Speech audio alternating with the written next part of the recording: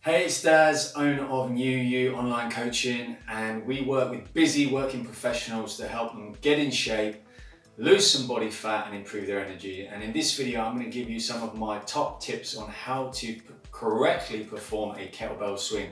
If you haven't seen this exercise before, I'm going to take you through it. I recently shared with you one of our clients doing like a squat swing, so I will also just go through some of the differences. So why do you want to have this exercise in your workout? Well, the hamstring group, which we're going to be targeting, are forcibly lengthened during that terminal swing phase of top speed running. So if you do any running based sports, these hamstrings are going to get a killer workout every time they rip through the ground and produce force as you're about to hit the ground in that kind of running action, okay? Now what we do know about the anatomy of the muscles around the hip is that the hamstring muscles, they do two roles.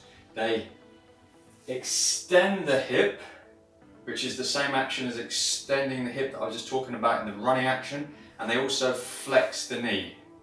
Now, if we want to maximally recruit the hamstrings, we need to remove one of those two primary functions. So if we want to maximally contract the hamstring in their role as a hip extensor, then we need to limit the amount of knee flexion.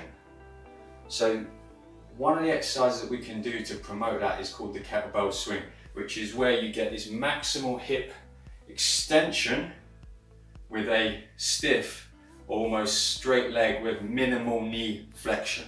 So we're maximally working the hamstrings in their role as a hip extensor, okay?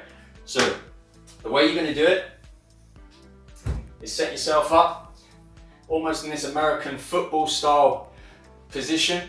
The reason we like this position is it helps you to set your shoulders. So first things first, from this position, address the kettlebell, set your shoulders back and down, pull your stomach in, deep breath of air in. So that's your set position. From here, what we're gonna do is create tension in our arms, tension through our whole body, swing it towards us, and then do a couple of gradual momentum swings. And now you can see I'm performing the full action with an emphasis on hip extension with a minimal amount of knee flexion.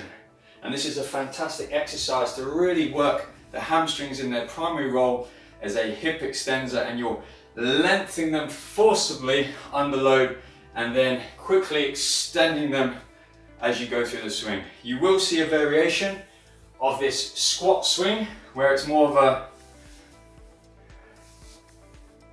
exercise like this, and what you'll notice here is the moment that you now start to create more knee flexion, you're taking more of the emphasis away from the hamstrings and you're putting more of the emphasis on the quadriceps on the front of the legs.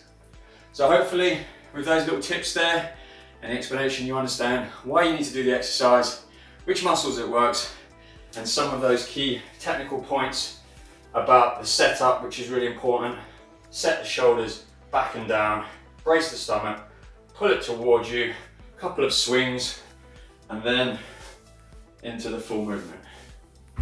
I hope you found that tip useful. Make sure that you like it, leave a comment, and share it with your friends. Thank you so much.